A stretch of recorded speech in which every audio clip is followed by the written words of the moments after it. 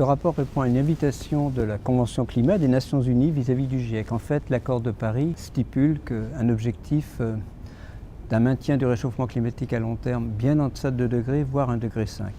Et donc, suite à cet accord de Paris, la Convention climat a invité le GIEC à faire un rapport autour d'un climat à 1,5 degré par rapport au pré-industriel. Les choses importantes qu'il nous révèle, c'est que 1,5 degré, c'est beaucoup mieux que 2 degrés. Par exemple, quand on regarde l'élévation du niveau de la mer, 10 cm d'écart de plus à 2 degrés par rapport à 1,5 degré, ce sont 10 millions d'habitants qui doivent quitter l'endroit où ils vivent.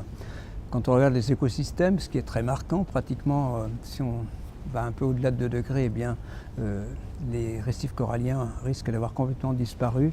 On peut en préserver, en disant en tout cas probablement un tiers, un quart, si on réussit à maintenir le réchauffement climatique à 1,5 degré. Ils sont déjà mis à mal. 1,5 degré, c'est très... vraiment, c'est un véritable défi. Il faut atteindre neutralité carbone dès 2050 et on envisage aussi la nécessité d'émissions négatives par la suite ou d'ailleurs le plus rapidement possible. Donc c'est très contraignant, mais je dirais c'est légitime et on voit bien que ce devrait être l'objectif vers lequel nous nous orientons. J'y adhère complètement.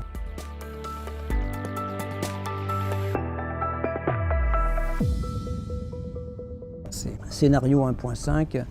Table sur une proportion de plus de 50% d'énergie renouvelable dans l'énergie, non pas dans l'électricité uniquement, c'est-à-dire électricité, mobilité, chaleur, à horizon 2050. Entre 50% et 2 tiers d'énergie renouvelable. Le nucléaire serait maintenu bien sûr dans certains pays.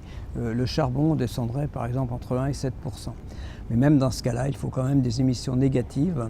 Dans la deuxième partie de ce siècle, c'est indispensable d'être capable de piéger du CO2, par exemple, de l'atmosphère. On va parler de combiner l'utilisation de la biomasse avec le piégeage et stockage du gaz carbonique. On parle de BE-CCS, bioénergie, carbon capture and storage.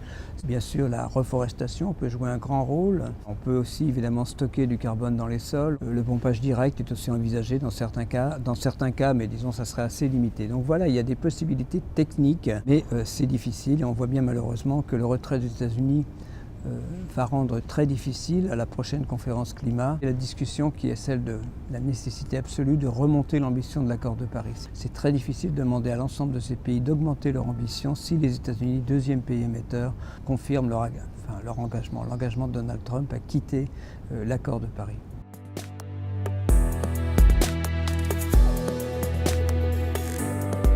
Je crois que c'est la plus importante depuis l'accord de Paris.